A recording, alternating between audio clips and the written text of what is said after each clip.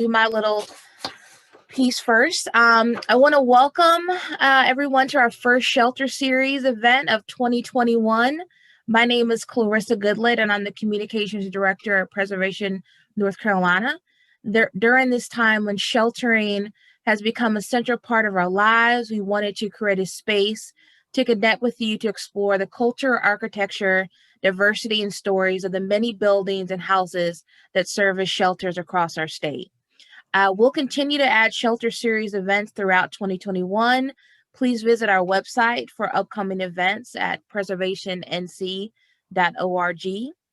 This afternoon, we're excited to present the Cascade Saloon in Greensboro.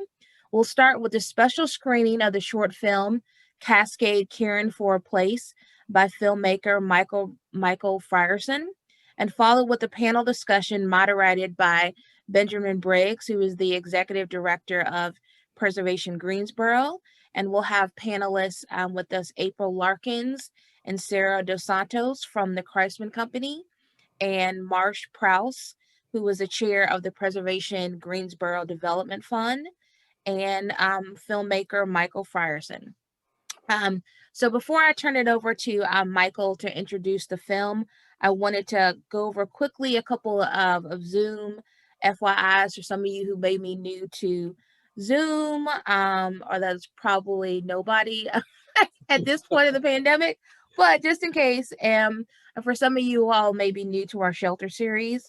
I also wanted to mention that at Preservation North Carolina, we're really delighted to present the shelter series to you free of charge, but we're always grateful for your continued support of our programming. So if you're enjoying this series, if you will, please consider a gift to help us keep it going. We'll provide a giving link in the survey that will appear at the end of the program, or you can again visit our website at preservationnc.org. So I'm going to do a little share screen here. Let's see here. All right. So everyone, we're in a webinar format, so everybody's video, except for our panelists, and your sound is muted. So we can't see or hear you, but we know that you're here, so we really thank you all for coming. We're recording this session, and we're also live streaming it on Facebook, and we'll make it available to view later on our digital channels via our website, YouTube, and Facebook.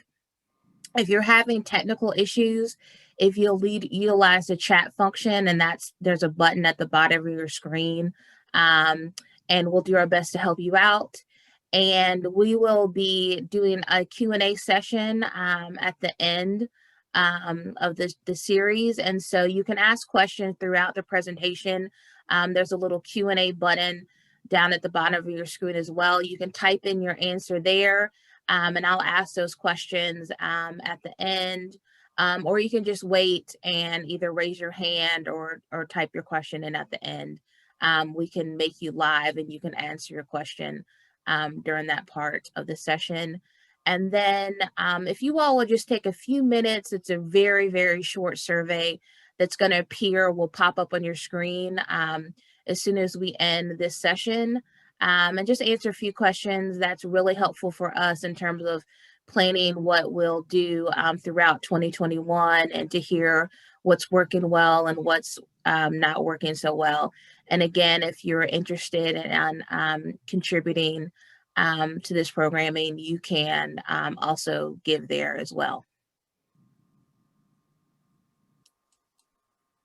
All right, so that's that part done. I'm going to turn it over to Michael to introduce our short film for today. Thanks, Clarissa. I'll keep this very short because I think the film kind of speaks for itself, but I'm actually I'm a native of Greensboro and lived here for most of my life. Moved away and got a PhD and taught in New Orleans for 5 years.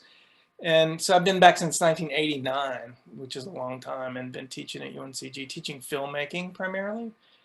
And, you know, I really didn't know much about Greensboro history until I started making this film, which is kind of weird in a way. But Jerry Limenstahl is an architect here in town, and he came to me and said, "You got to see this project that's going on down on Elm Street." He lives on Elm Street, and he's very interested in historic preservation. So he really turned me on to what they were doing at the time. I had been following it. It had been going on for years in Greensboro to try to save the Cascade Saloon, but I never really connected to that until Jerry got me interested. We went over, UNCG is always interested in community engagement projects.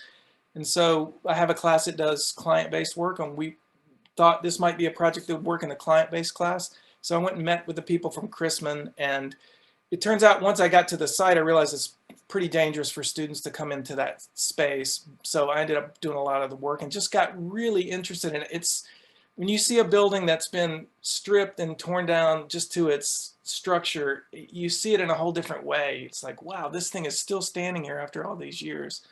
And I got to see it for over a course of 6 months in different kinds of light, in the evening, in the snow, you know, in the rain. You just really kind of get infatuated with this building and the way it looks in different lights and stuff like that. At the same time, I was learning a new camera, and so it was a great project for me to do both of those things. So I won't say much more about it. The folks at Christman were great to let me in and do the work, and it was a great project, fun for me, and I hope you like the film. All right, thanks, Michael. All right, I'm gonna try to make this happen.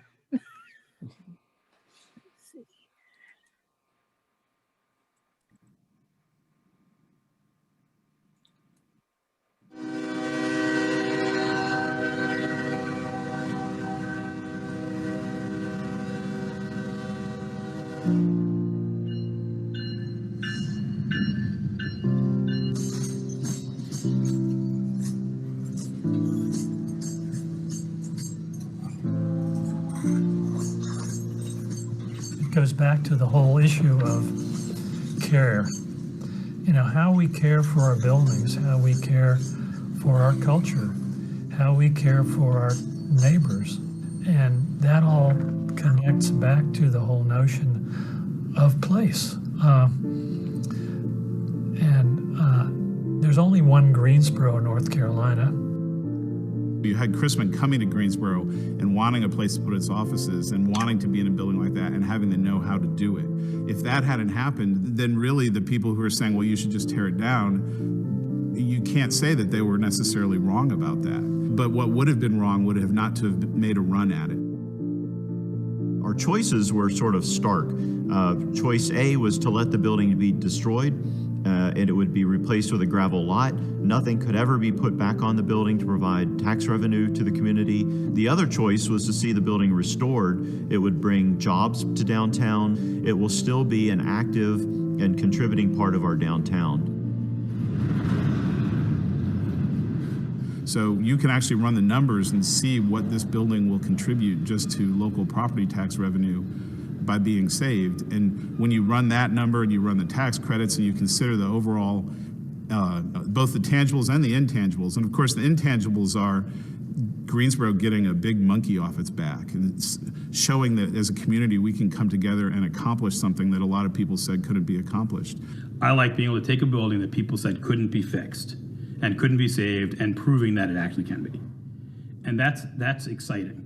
It's exciting to show people, and not as a sort of look what we can do, but more as a look what you could do also if you just believe that it can be done.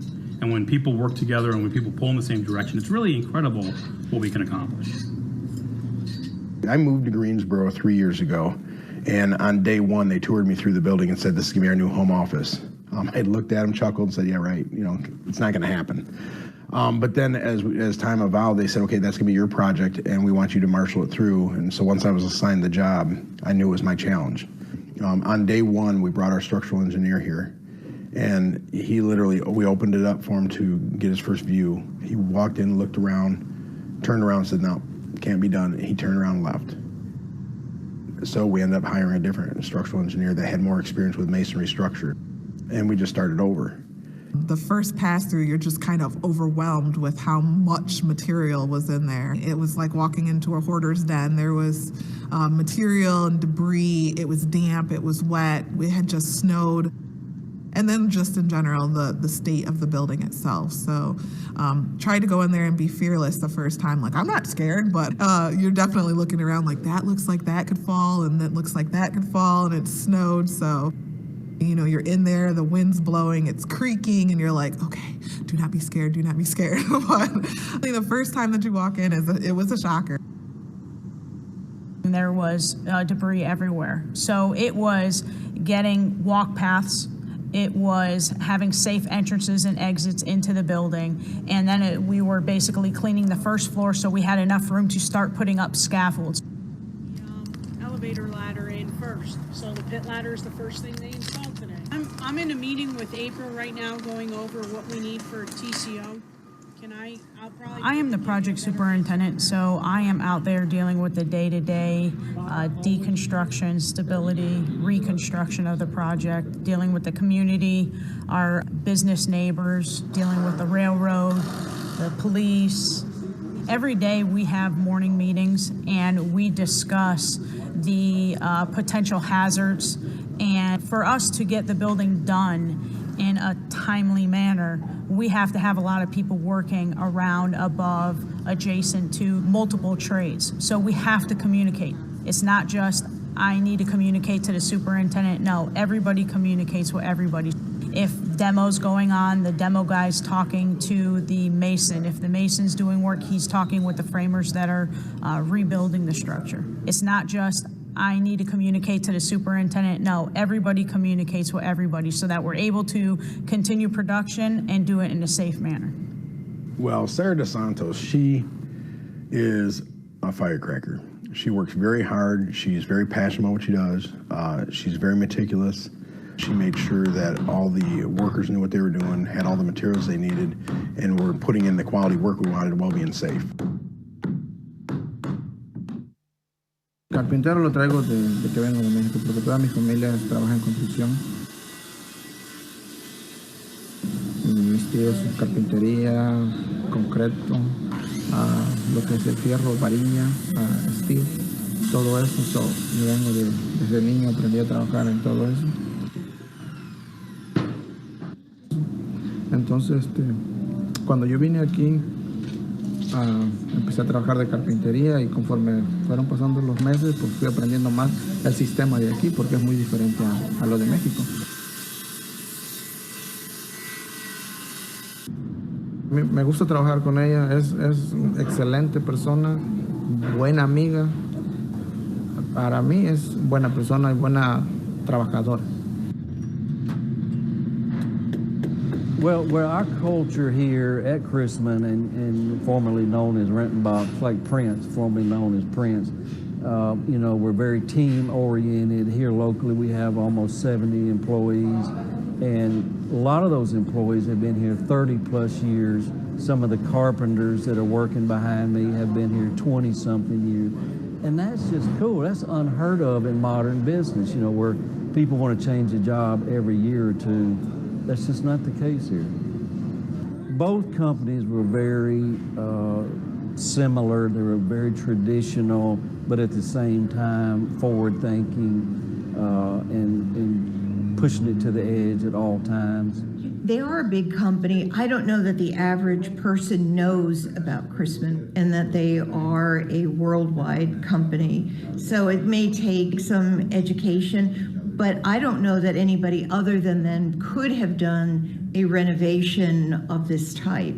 I think people are going to hear about them and understand what they are as people walk by the storefront and are able to peer into the offices and see how beautiful the building is. They're going to learn more about Christman. You know, I hope that they'll be able to see this was a good investment. We partnered with Preservation Greensboro. They went out and actually found Christman, and then we did an economic incentive, and I have to say it was worth every penny to get them here. Historic preservation has become more viable in the cities, and I think it's for multiple reasons. I'd like to believe that all of us are becoming more conscious of our past and want to save that heritage. Within the historic part of Greensboro, there's very few buildings like this that are left, and to take this one out would really be, it's like missing a tooth in a face. And it connects one part of town to another.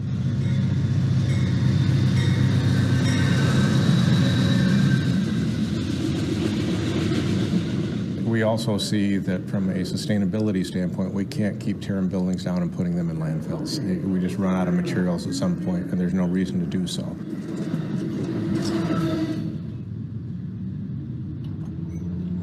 The trains are the best thing about the project. As a kid, we all played with trains. It's not a distraction. I love hearing the whistle and the bells dinging. That's what makes Greensboro, Greensboro, and that's what makes Elm Street, and we're just excited to be part of it.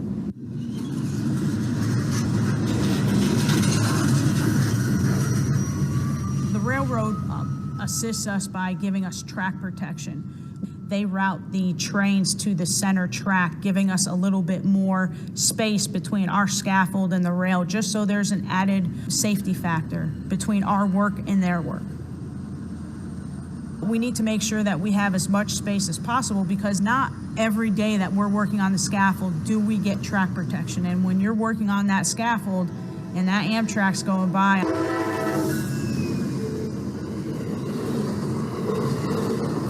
I'm telling you, you have a new outlook on looking straight up and thanking the Lord that we're safe and that we're able to do our work while they're able to transport their materials and people.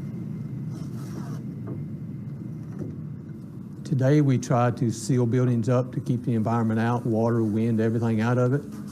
But in the 1700s and 1800s, the buildings were allowed to breathe and move. And they're standing here because of that. It's important as people to protect and keep our history going. If my memory serves me correct, I think it's still the oldest saloon standing in Greensboro. Being next to the railroad track, there's a lot of history beside this building. So you're not just saving a building, you're saving a piece of our history that a lot of people take for granted. That's another good thing about my business. We're saving history.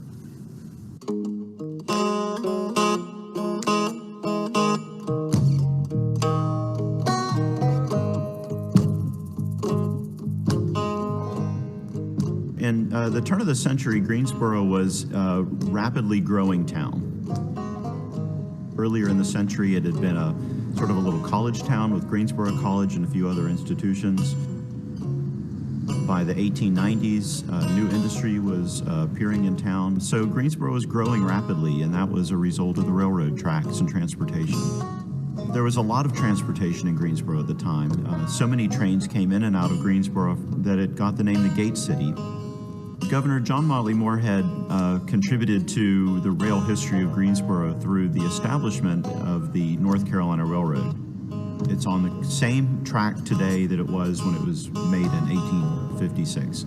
The original train station was actually sort of across the street from the Cascade Saloon. There's sort of a recessed area where the original train station was. It was a small wooden building. It turned into the center and hub of transportation for Greensboro. Early in Greensboro's existence, in 1808, the town was established at the crossroads of what we know as Elm Street and Market Street. So right at that intersection was the center of town, and that's where the Guilford County Courthouse was. And for 50 years, that's where the town stayed. With the arrival of the railroad in 1856, it began to lure commercial development south along Elm Street to the train station. So the intersection of South Elm Street and the railroad tracks would have been a hub of activity. So you would have had numerous trains coming in from all different parts of the state.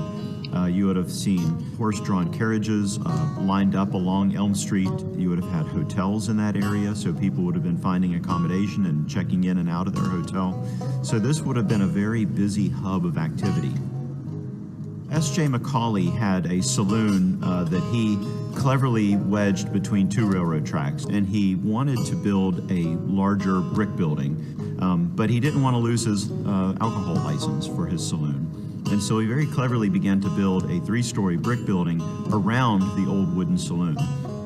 So by 1896, he opened up his new saloon, which was a much grander building. It had 2 shop fronts with a partition wall, dividing wall in between the 2 of them. And it was quite an important building, an imposing building for downtown Greensboro as the city grew up around it.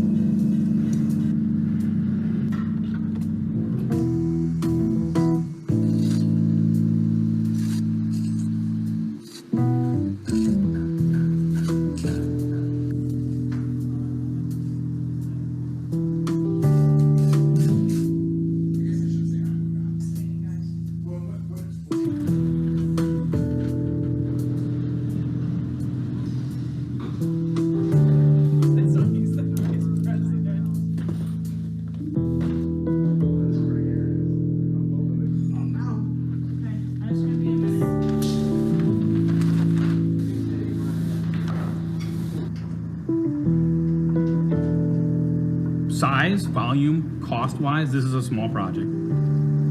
The total cost is, under it's $4 million-ish. From a technical challenge, this is among the most technically challenging. And these are always difficult, and this one was just as difficult as any other. I don't think I've had one more difficult. In terms of excitement, this is probably the most exciting project I've done. I'm here for the first time in the completed building today, and it's really, really satisfying to see what this was able to be transformed into. The company is growing so fast right now, and we're hiring such great talent. And this building is just so symbolic of a new start, a new day, success through a team, and we're just so excited about it. The City of Greensboro was our partner for this. Preservation Greensboro was our partner for this. Other people should look to them as partners also and do their projects. There's the no one thought this could be done, but we did it sort of pride. But there's also the no one thought this could be done. So all those other things you think can't be done, maybe you're wrong about those too. But from our standpoint as a contractor and a preservation contractor, we've seen these buildings become a great training ground for new trades, which is very important. We've seen them become a catalyst for redevelopment of other areas. Everybody wants to raise the ship, so to speak, and become a better part of the community.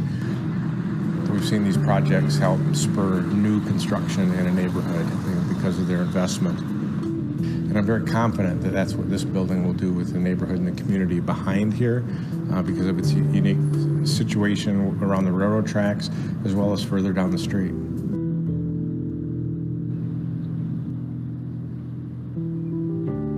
If you look at the support that the Cascade Saloon has gained over recent years, to the point that this amazing transfiguration is taking place and the reoccupancy of that building, that is really amazing. And it's a recognition about caring for this place, because this place is part of Greensboro, and that's the place that we inhabit, and we recognize now that we inhabit a place that has value to us, and we can celebrate it by supporting this building. That's really important. But it all goes back to the idea of a place. We recognize that there's only one Cascade Saloon, and it's part of our city. And if we really respect our city and we want to take care of our city, then we're going to take care of the Cascade Saloon.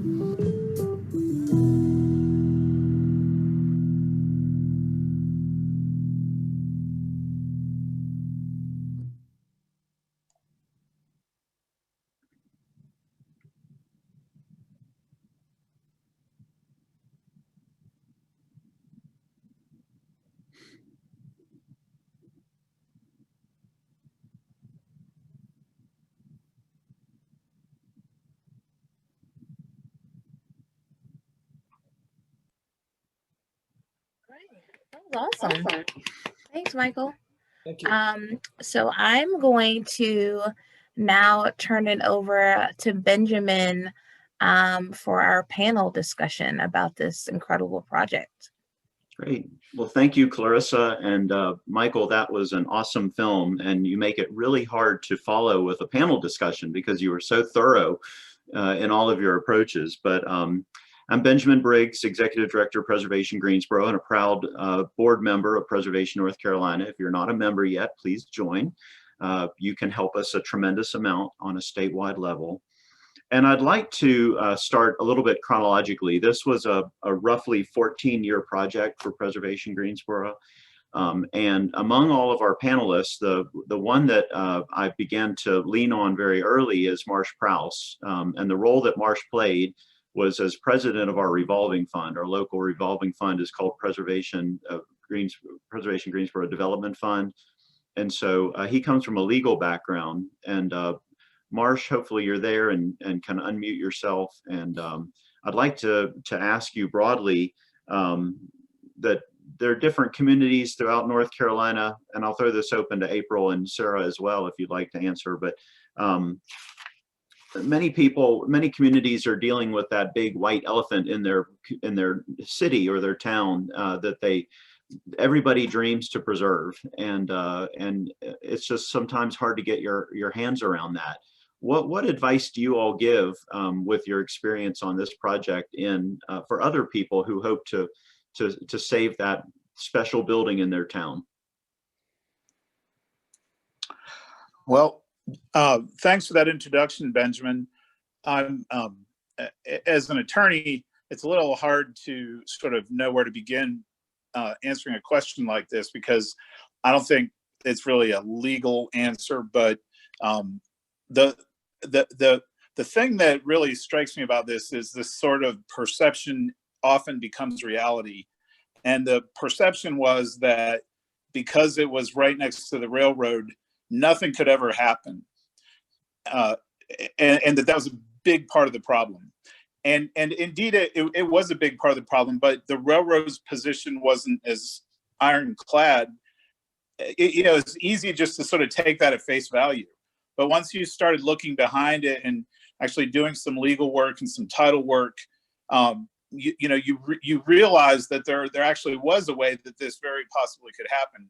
And the real irony in this case, and I know a lot of cities and towns in North Carolina have this problem, the railroad brought them life and gave them life, but it also is a great impediment, unfortunately, in many of these cases to redevelopment of historic structures.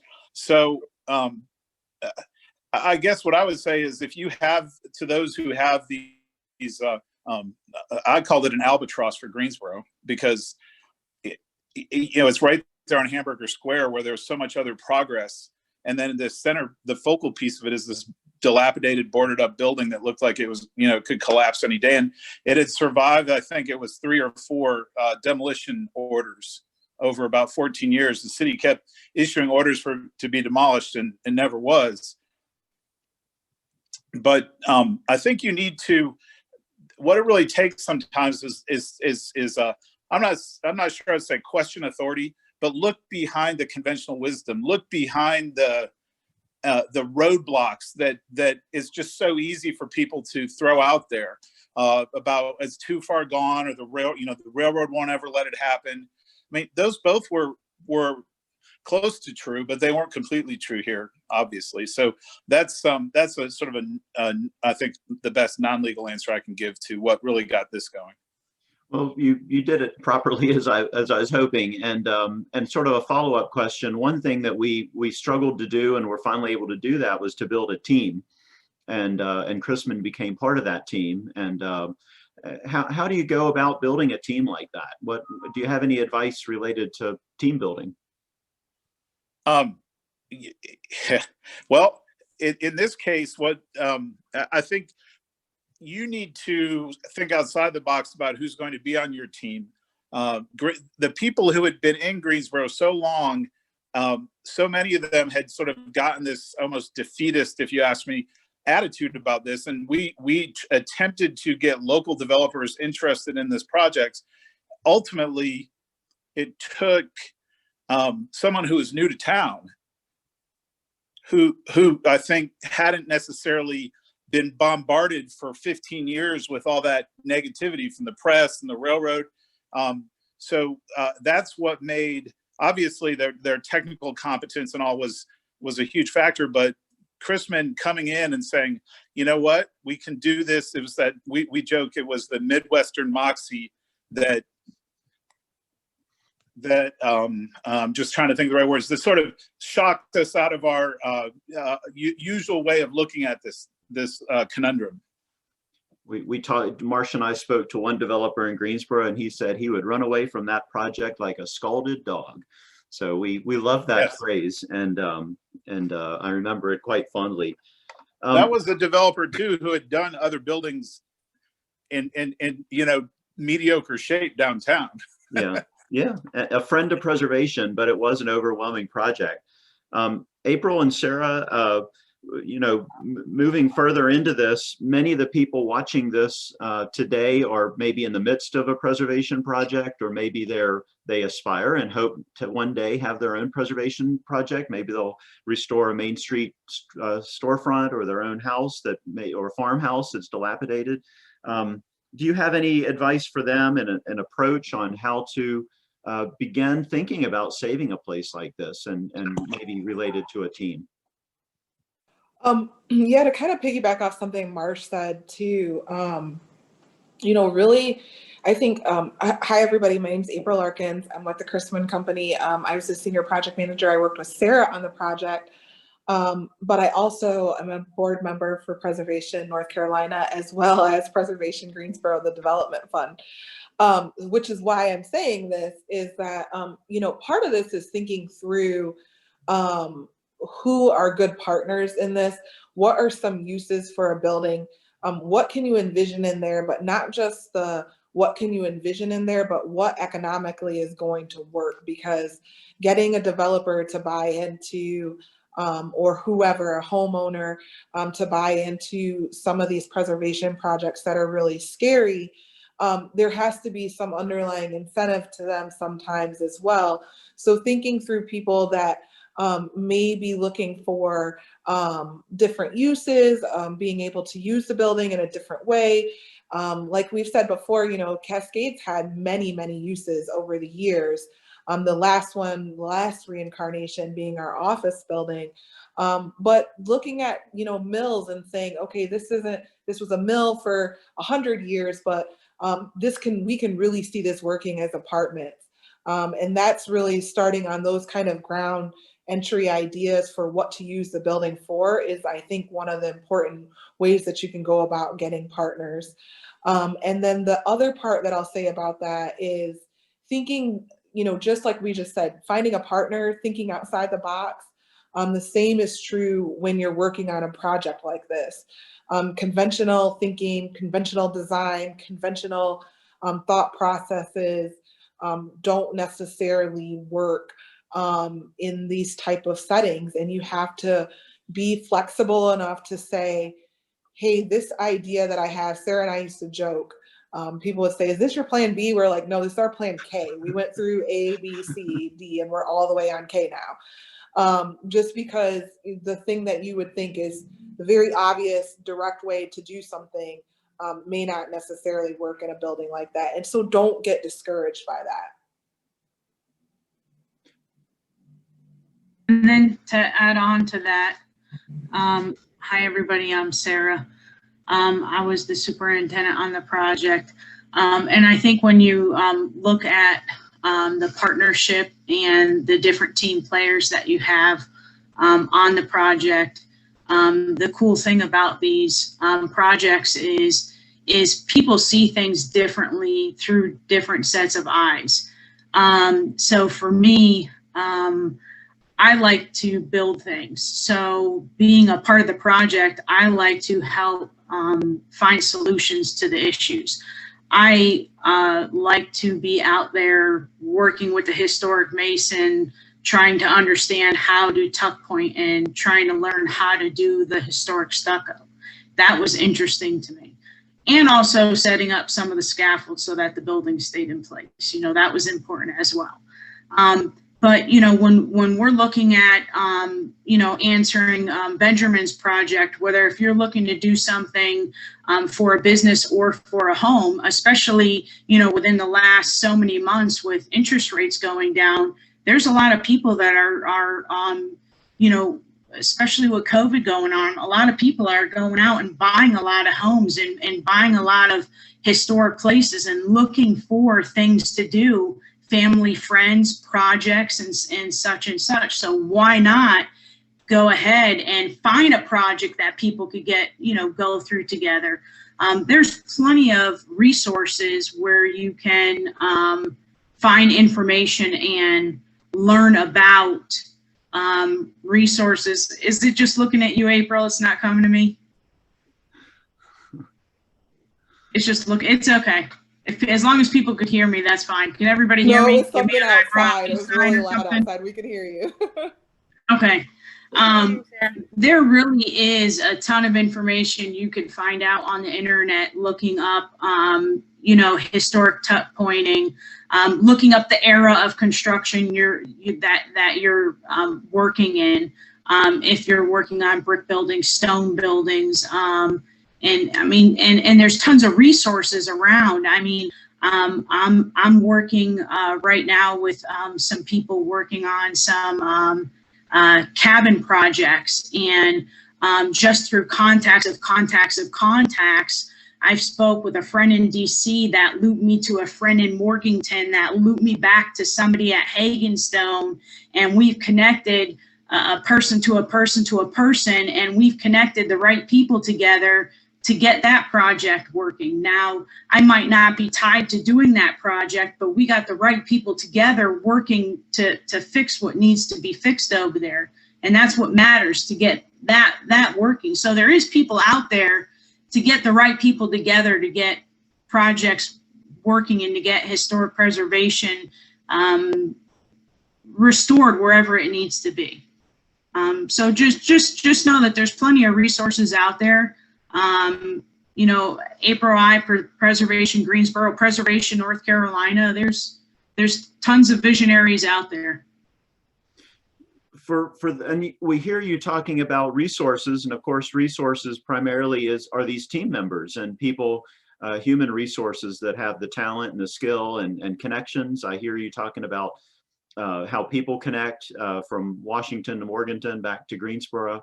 What are your thoughts on building a good team? Who was on your team to get this done? Obviously, Marsh is an attorney with a nonprofit and was able to give political advice and help work with the railroad and negotiate with them to an extent. And obviously, April and Sarah are both with contracting company and Preservation Greensboro work to pull in many different resources, and Michael's on our PR team. What other team members? Tax credits, architects, are those parts of the team too? Yeah, 100%. We had a tax credit consultant that we used for North Carolina. Depending on the projects that we do, we do have some in-house capabilities of that as well. But yeah, we use a tax credit consultant in the area. Working with the Historic Preservation Office here in North Carolina was really important. And also locally, just knowing who's on the commission here and being able to talk to Les all the time was very, very helpful. If there was questions, just being able to reach out and ask those questions. Hey, are we gonna do something that we shouldn't do? Are we doing something that we need to ask more detail about? But then also the architect firms that we are, a lot that people are very familiar with, but the architect and for structure, Bennett Preservation did the engineering on the project, the structural engineering. And that is something that I will note that for us in stabilizing the building was one of the more critical team members that we brought on board, because this, in particular with this building and the state that it was in when we actually started working on it, it was really important to have somebody that was familiar with working with structures, specifically structures dating pre-1900. He was just very knowledgeable, has seen a lot. There's something to be said for being able to read it in a book, but being able to actually work in this field and work in preservation structures is a unique characteristic. And that was something that was very important to our team that we specifically went out to look for, just because we knew we had a big task at hand to just get the building stabilized to do anything else with it. I'm probably forgetting lots of other important people, but that was a big one. I hear you talking about communication, and I hear you talking about planning. So a lot of this was structural engineers and architects and working with various staff that have jurisdiction over the building, either through a local preservation commission or the state historic preservation commission. A lot of that is planning so that it reduces our surprises. We always get surprises and communicating with those. But Sarah, what do you think about in terms of building and planning related to supplies and resources and skills that maybe, how do you go about with a strategy to get all the pieces of the building together? That one is a little bit more tricky. So for instance, when dealing with these cabins, the cabin restoration that I was involved with helping out, I had to connect with some colleagues of ours in DC who referred me to a gentleman in Morganton. That gentleman owns some land in Virginia that has some old cabins that have fallen apart, that he's able to use some of that lumber from those cabins to fit in the areas to restore in the cabin that we're trying to do over here.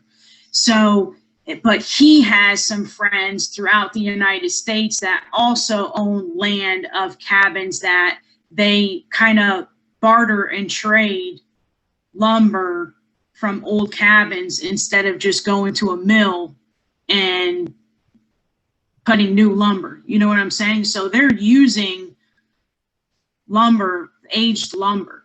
It might not be from the exact same era, but it's from, you know, well over 50, 60, 70, 80. And if we're lucky enough, it's within the same 5 to 10 year range from its original build. So, I mean, we're kind of in that realm in this specific. So now when you're talking with brick and stuff like that, that's a little bit different. For the Cascade Saloon, luckily enough, the demising wall that they were talking about in the existing building, that had brick in it, and we ended up not using the brick in the demising wall. So when we demoed that, individual brick that was needed that was too badly damaged, we were able to use that brick to replace exterior brick that was needed to be replaced. Otherwise, we were able to take the brick out, turn it around, and put it back in. And then there is a couple of places throughout the United States that what the mason would do is he would take samples of the lime putty mortar. He would take those samples, he would send those diagnoses back to their lab. They would take that, they would have their, I don't want to say scientists, but they would have their gentlemen and ladies dissect it, break it down, and they would be able to tell the type of sand it was made out of, and they would be able to tell the dyes that it was made out of, and they would be able to match the mortar. And we had 3 different color mortars, lime putty mortars, and they would bring back the lime, and I mean, it matched it to an extremely close color that you couldn't see it standing right next to it. Even once it was dry, you couldn't tell the difference. And they do that all around the United States. Well, all of this is music to preservationists' ears. We love to hear about, you know, the old growth timber being recycled. We love to hear about the bricks and the mortar being matched. Michael, you work on films that are all kinds of topics, social history, different stories in Greensboro, and you're kind of the new guy to historic preservation. What can you tell us about, like, where does the preservation story stand in this? How do you get a building to pull on one's heartstrings? You know, for me, it's always a contrast between the academic world and everything else, because I've spent my life in academia. So, you know, I think when you just see people who are passionate about something and working with their hands and so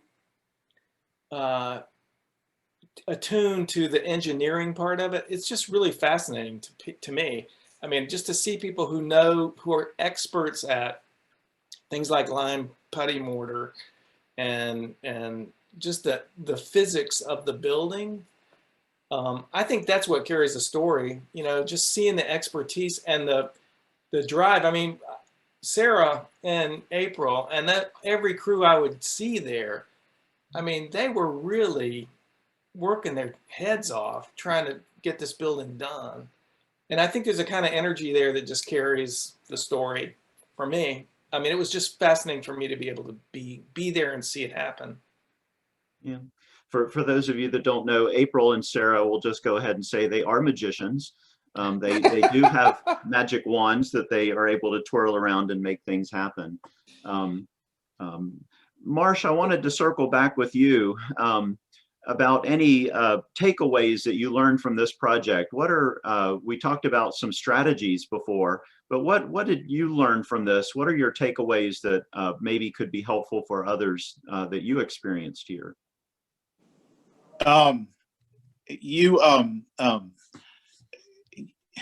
You can't have too many allies on a project like this. People that this had gone on for so long, there were people obviously who were supporters of it, but there were some people who did, and I'm not going to name any names, but there are a few people involved who are influential in local politics who played a huge role in getting us over some hurdles in terms of being able to get the city to come on board and view this as an economic development opportunity. It sort of comes back to, there's a lot of bureaucracy here that had to be cut through. And that, of course, it sits in the right of ways of the North Carolina Railroad Company and also the former Atlantic and Yadkin right of way for Norfolk, which is controlled by Norfolk Southern. But then we also had the, we needed to check off the right boxes to qualify for the economic incentives from the City of Greensboro. And then just the permitting issues. And again, April and Sarah could talk about that for a long time. But I remember one anecdote I'll give is the building was essentially just about done. And I can't remember if it was Sarah or April, they called me and they were very distraught because they said, we just got phone with the City of Greensboro. And the city has told us that we're not going to be able to get our CO because the side door swings out and leaves the, technically it's intruding. That's not really at Barnhart Street on the other side of the building. It's actually a private right of way. And, so that's like a quintessential bureaucratic issue right there, that there's a problem with the door swinging out over someone else's property. But I can't remember who I had talked to, but I'd had a conversation with someone about the history of that street, and they were very passionate about it. And they made a big point out of telling me, well, there's actually a wagonway easement that goes right along the side of that building that went back to, probably pre-Civil War. And so I was able to pull up a copy of that, and it was handwritten in the old loopy writing and everything that's almost impossible to read. And I'm laughing at Marsh tell this story, but it was literally myself, Marsh, 3 city attorneys, like half of the building code enforcement department. It was like 18 of us on a conference call, and he's like got this like scanned copy of this wagonway deed.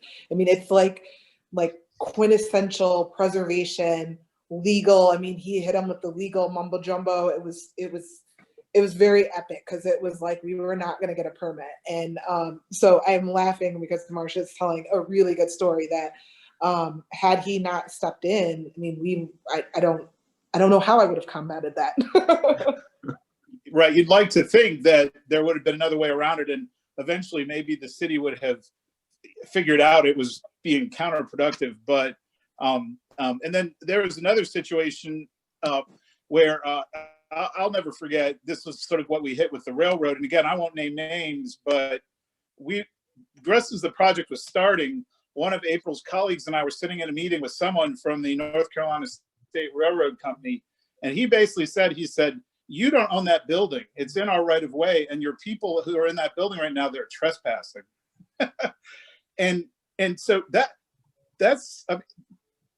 is literally what you're up against sometimes in these cases. And we basically laid out the case that this building had been owned. It had been privately owned before the railroad company was chartered, and that it had never been taken under, as it would have had to have been through eminent domain or any other legitimate exercise, and no compensation had ever been paid to the private property owners. So what a lot of times it's a risk reward thing, and the projects with the greatest reward like this have the greatest risk, and there's 100 ways they can go wrong. And so the more people you can have, and the more diverse skills and knowledge, you can never have too much of that. And when you get that head scratching question that somebody brings to you about the door swing, just sit back and remind yourself, when you do a presentation like this, 5 years after it's all said and done, you got to have these stories to add a little color and have a chuckle. So Clarissa, let me run through a couple of questions, if that's okay. Yeah, that's what I was going to suggest. Okay. Yeah, we got some. Can you see them, Benjamin? Yeah, and I Okay. see that just off the top, somebody had a question about why the railroad would oppose the redevelopment. And just to make a long story short, this was adjacent to the North Carolina Railroad, and they actually claim a right-of-way along the railroad tracks through from Charlotte to Raleigh. And they had a claim on the property, though they had never acquired it. And Marsh, as an attorney, has helped us in understanding their relationship with the property and helping us to manage that in a legally viable way. So that's why the railroad opposed it, just because they see it as an obstacle to expanded. There are plans to build a high-speed rail network from Washington to Atlanta, and that would go through Greensboro, it'd be electrified line. So all of that was part of that. And another question real quick, that there is a preservation easement that was retained on the property, that the Preservation Greensboro revolving fund, called the Development Fund, does manage that. And so there is an easement, and any changes to the building would need to be done in coordination with the Preservation Greensboro Development Fund. To our panel, Myrick Howard asks, how important were the tax credits in Christman's decision to do this building, because we have to renew our tax credits in the coming session of legislature? I can answer that a little bit. An easy one. Easy one, very important. And really, quite honestly, we've done a number of these buildings across the United States, and it is an important part, both the federal and state tax credits, towards making the numbers work for any development deal. So it was important. It was an important factor in our decision making to pursue the project. And it continues to be an important development tool that we utilize as we think about investing in other structures. I think it's fair to say this project would not have happened without the tax credits in existence. So that's how critical they are. And Michael, we have a question from our friend Jack in Charlotte. And basically his question is, we're always running around trying to save buildings, trying to convince people that XYZ buildings should not be destroyed. And you've done such a great job in your visual storytelling. Do you see any strategy to leverage that? He said, what do you think are the prospects of deploying visual storytelling for so many of our communities with similar albatrosses that have yet to fully develop their arc of successful preservation? Well, I do think, I don't know about other universities in the system, but I think there is an interest in universities in taking part of these projects. There's an interior architecture program at UNCG that's helped with historic preservation. They have a joint program. So universities might be one place to start for looking for partners who might be able to help you. Beyond that, I think there's a lot of young people out there. This has been my experience, that are not really looking to do music videos and whatever. So, you can find these kids who are interested in history, and that might be another way to find resources for that. You're free to contact me anytime. I can see if I can hook you up with some of our students too. We always have students who are looking for projects, so maybe that would help. YouTube can be a powerful thing if you get it in the right hands. Definitely. I was going to say that I think one of the things that Sarah and our team at Christman always talks about, this documentary that Michael did, is in fact, somebody was texting me saying, "You look so young then," which whoever that was, I know you're on here listening. Thanks. but it is really cool from our standpoint to be able to document what we do from start to finish. And I know Michael got involved a little bit later in the project phase, but came on a really critical part because it was while we were doing the important build back. But I say that to say that this was a story that became very interesting to a lot of us. Just obviously we're involved in it, but every time I see it, it brings back all the stories that came with building the project. And it's such a cool documentary of a document of the work that we did. I mean, I was laughing because that first snapshot of that video, I was like 4 months, I think, postpartum when we started this project. So, you know, you just think about, you know, I have a 4-year-old running around now. And it's such an important part in history. So it turned out really cool that he was able to document it in this way. And it's something that resonates with people. It's not very long. It gives them an opportunity to see what we're working with, and it means a lot to the community. And there was another question in the chat. Does the preservation organization help people obtain permits for restoring buildings? Officially, I would say no. However, and Marsh, feel free to chime in. Sometimes it helps to have a nonprofit advocate. Sometimes just negotiating with the building inspector, getting some political capital behind you, having somebody like a nonprofit to represent you to maybe the State Historic Preservation Office or an architect or you know, there are different ways that a nonprofit can help in being a voice for your project. So technically we don't do building permits, but we can sure tell you who to go to and give our best advice. Clarissa, do we have any other questions? I don't think so. I think there's some information about the U.S. Heritage Group. I'm not sure. Sarah, was that an answer to the question about the mortar contacts? I wasn't sure what that was. Yes, that's for the mortar that was used at Cascades.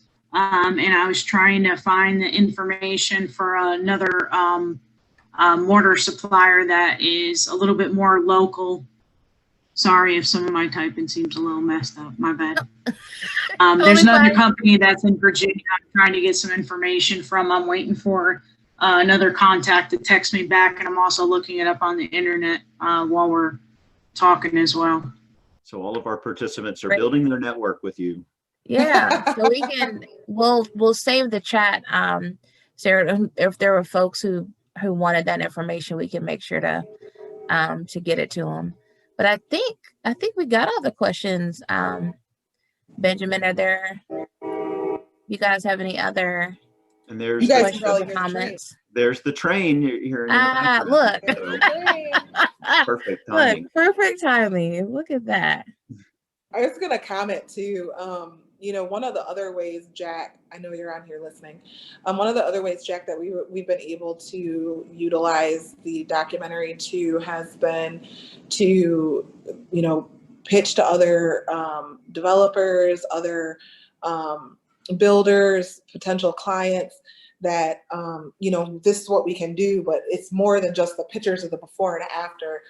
They're able to really watch that documentary and see exactly what we're doing and what took place over time. So lots of good ways. I think for historic preservation, it's a good way to get what our work is out in front of people. I was going to ask Michael, can people just go to the Vimeo site if they want to watch it again, or come through you, or sure, share it, or? Yeah, I mean, I'll put it wherever you need it. It's on Vimeo under Cascade Caring for a Place on Vimeo. Okay. It's not hard to find there, I don't think. So, okay.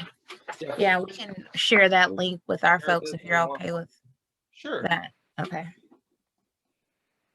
All right. Well, I think that's it. Thank you all so much. Thanks to all of our panelists. Thank you all for joining us. I want to mention that we are recording, so this will be available on our webpage, and we'll push it out via social media just as soon as I download it and get it up on the on the site. Feel free to contact us. We're scheduling shelter series events throughout the year. Look out for the ones we will have in February. All that information will be up on our website. And please take the survey that's going to pop up on your screen as soon as you press end. Thanks, Clarissa, and thanks everybody for joining and learning a little bit more about the Cascade Saloon. Thanks, Clarissa. Thanks everybody for joining. Yeah. Thanks, Sean. Thank you. Yes, thank you very much for giving me an opportunity to show it. I appreciate it. Absolutely. Awesome work as always, Michael. Thank you. Go team. All right, y'all. Talk to you later. Bye. See you. Bye. Bye-bye.